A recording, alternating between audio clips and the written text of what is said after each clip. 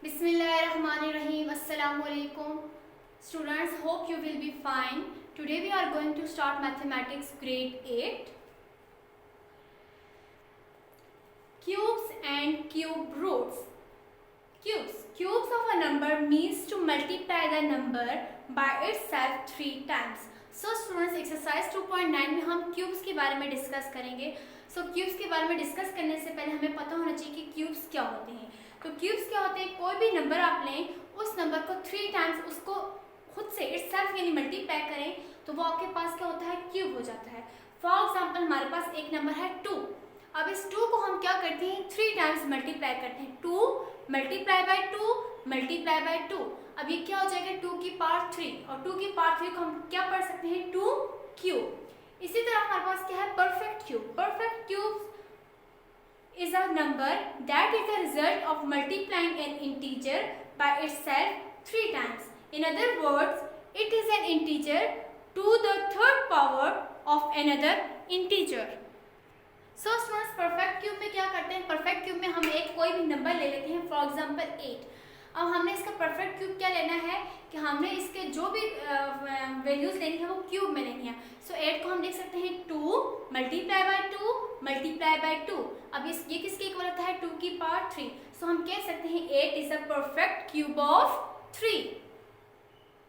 Exercise 2.9 question number 1, which are the perfect cubes. अब आप बताएं, हमारे पास डिफरेंट पार्ट्स गिवन हैं कि इनमें से परफेक्ट क्यूब्स कौन से हैं. सो स्टूडेंट्स, परफेक्ट क्यूब्स, पहली बात क्या होनी चाहिए, क्यूब्स का आपको पता होना चाहिए कि हम जो भी वैल्यू लेंगे उसके पेयर्स क्या होने चाहिए, 3 की फॉर्म में होने चाहिए, यानी उनके 3 पेयर्स होने चाहिए. अगर 3 पेयर्स हैं तो हम कहेंगे वो क्या है, परफेक्ट क्यूब है. अदरवाइज हम कहेंगे नॉट परफेक्ट क्यूब. अब सबसे पहला क्वेश्चन है 5 1 2. अब हमने इसको क्या बताना है कि ये परफेक्ट क्यूब है या नहीं. सो सबसे पहले हमने इसके प्राइम फैक्टर्स लिए हैं. 5 1 2 आपको पता है लास्ट पर इवन नंबर है तो हम इवन से लेके जाएंगे.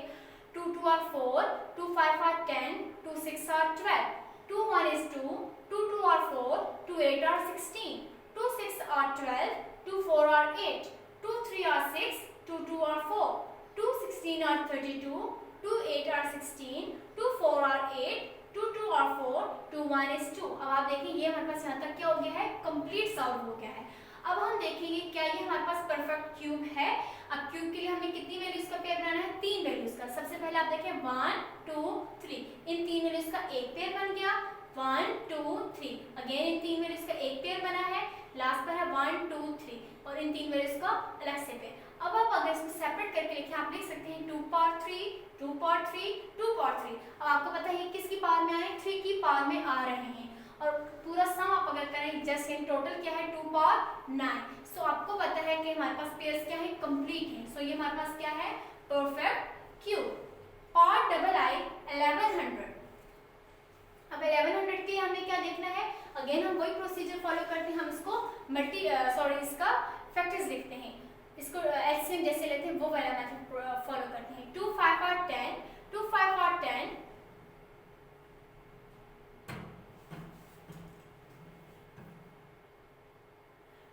0 as this is.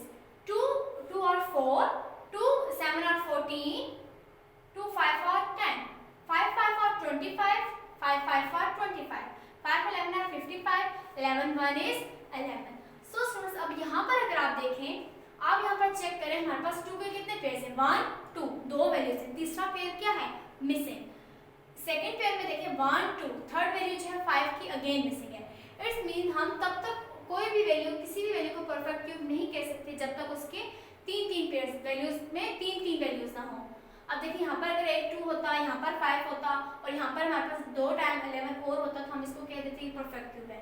बट अब ये हमारे पास 1100 क्या है, ये परफेक्ट क्यूब नहीं है. Part B 1000 divided by 125. जब भी आपके पास कोई भी क्वेश्चन आपसे कहा जाए कि उसका परफेक्ट क्यूब फाइंड करें और वो क्वेश्चन डिवीजन में हो, तो आपने क्या करना है, उसको अलग-अलग सॉल्व करना है. सबसे पहले आपने न्यूमरेटर के क्यूब्स को फाइंड करना है, देन डिनोमिनेटर के. अगर आपके पास सिचुएशन ऐसी आ जाए कि न्यूमरेटर तो परफेक्ट क्यूब हो बट डिनोमिनेटर परफेक्ट क्यूब ना हो, तो आप उस क्वेश्चन को लिखेंगे ये परफेक्ट क्यूब नहीं है. इसी तरह अगर न्यूमरेटर क्यूब परफेक्ट क्यूब ना हो और डिनोमिनेटर परफेक्ट क्यूब हो, तब भी आप क्या कहेंगे कि वो क्वेश्चन हमारे पास परफेक्ट क्यूब नहीं है। मीन्स के हमारे पास तमाम वैल्यूज क्या होनी चाहिए, परफेक्ट क्यूब में होनी चाहिए। अगर एक भी ऐसी वैल्यू हो जो कि परफेक्ट क्यूब में ना आ रही हो तो हम उसको कहेंगे वो परफेक्ट क्यूब नहीं है। अब आप देखें, सबसे पहले हमारी न्यूमरेटर है 1000। 1000 को हम सॉल्व करने के लिए क्या करेंगे, 2 5 और 10 0 एज इट इज। अगेन 2 2 और 4, 2 5 और 10 0 एज इट इज। 2 1 is 2, 2 25 और 50, 5 5 और 25, सॉरी 5 2 और 10, 5 5 और 25, 5 5 और 25, 5 1 is 5। अब आप देखें इस क्वेश्चन में पहली वैल्यू जो न्यूमरेटर है वहां पर 3 पेयर्स बनने, 1 2 3 1 2 3। अब डिनोमिनेटर में देखें 125, अगर आप ना भी अलग से सॉल्व करें, यहाँ पर भी आप चेक कर सकते हैं कि ये भी हमारे पास क्या बनेंगे, इसके भी 5 की पावर क्या आएगी 3। अब 5 की पावर भी 3 है और 2 की पावर भी 3 है, तो इस मीन ये हमारे पास क्या है, परफेक्ट क्यूब है। Question number 2, find the cube roots of the following. अब हमने क्या करना है, क्यूब रूट्स फाइंड करना है, यानी जो भी वैल्यू होगी उसके क्यूब रूट्स फाइंड करने हैं। सो सबसे पहला क्वेश्चन क्या है, 729। सो स्क्वायर रूट ऑफ, अब देखिए क्यूब रूट फाइंड करने के लिए हमें क्या लेना है, taking cube on both side.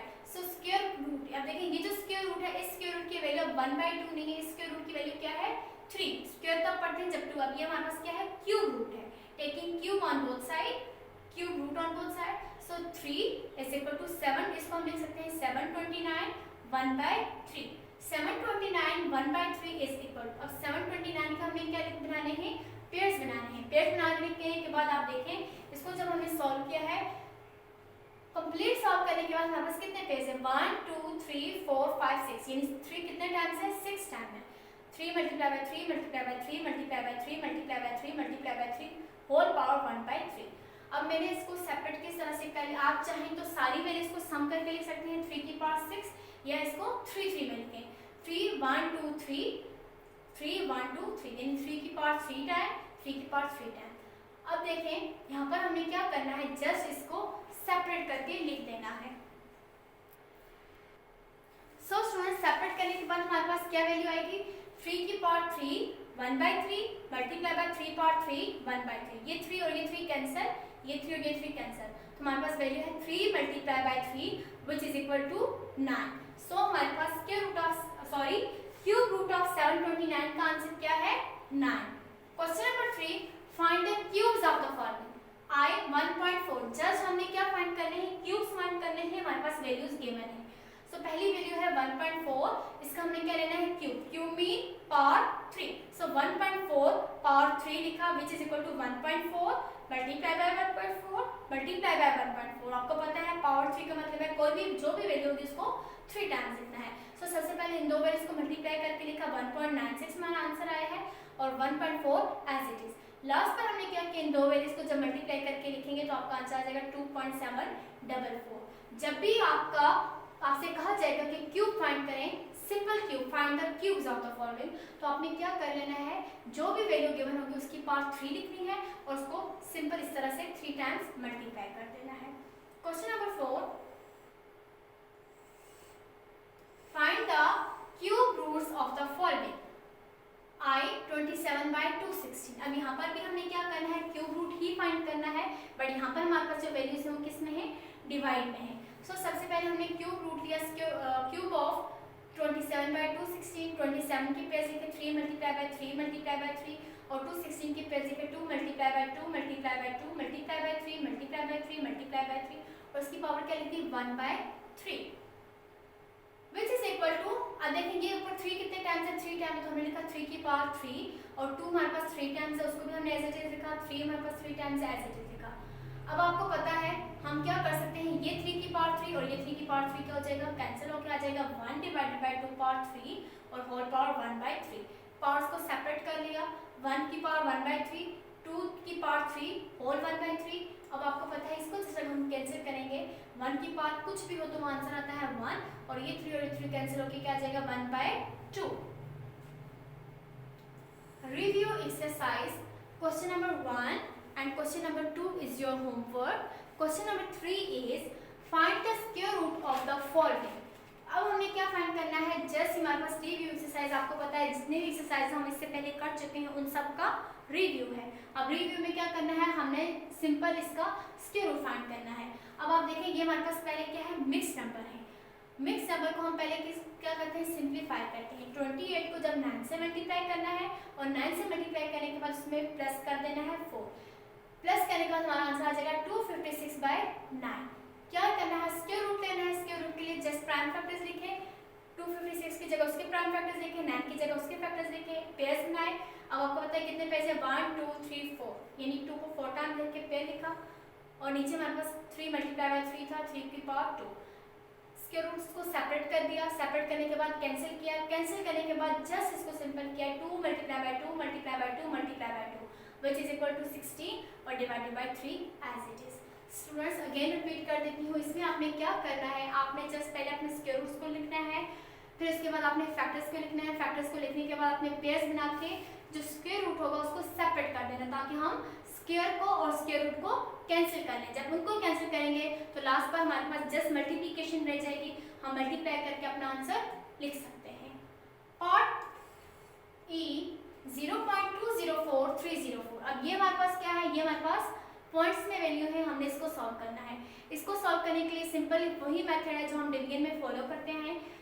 सबसे पहले हमने वैल्यूज को लिखा, पेयर्स बनाए, 0 एज इट इज लिखा, 4 20 हमारे पास 4 4 और 16, 20 में से 16 को माइनस करेंगे 4, 43 को हमने एज इट इज लिखा, 4 + 4 8, 8 के साथ हमने लिखा है 5, यानी 85 को जब 5 से मल्टीप्लाई करेंगे तो हमारा आंसर आ जाएगा 425।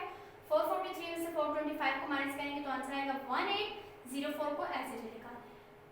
सो 85 में जब 5 को प्लस किया तो 90 और 90 के साथ लिखा है 2, 902 मल्टीप्लाई बाय 2 करें तो आपका आंसर आ जाएगा 1804। So square root of 0.204304 is equal to 0.452। Question number 4.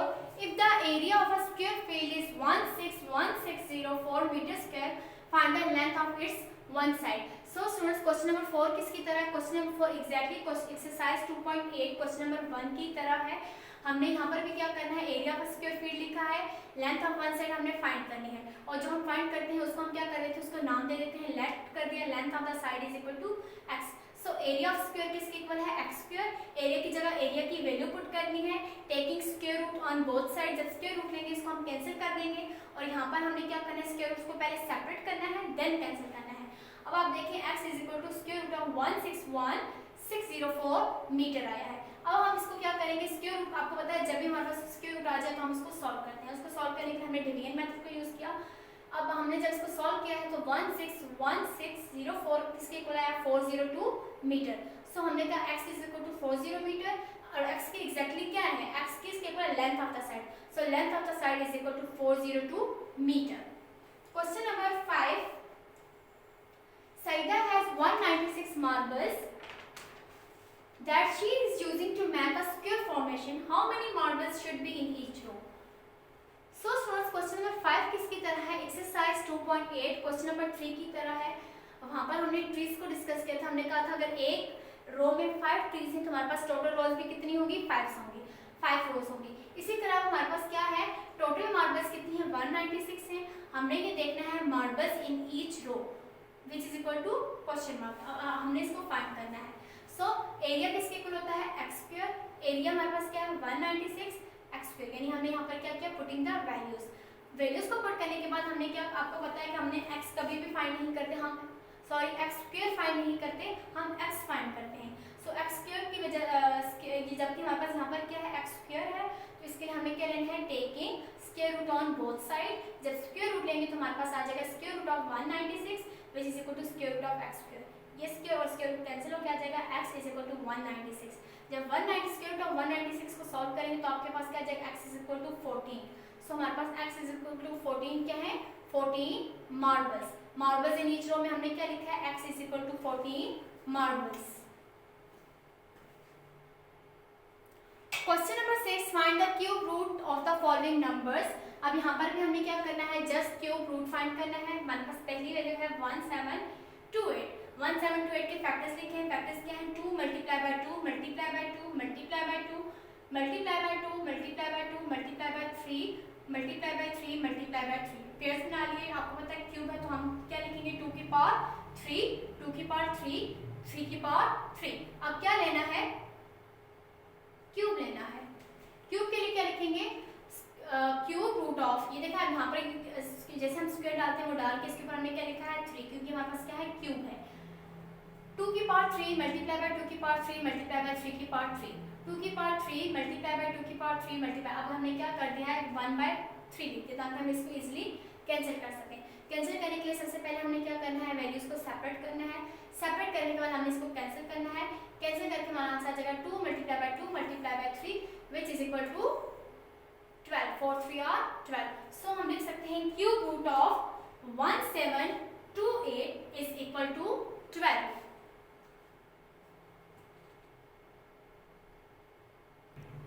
Students, all the remaining parts of question number 3 and question number 6 is your homework.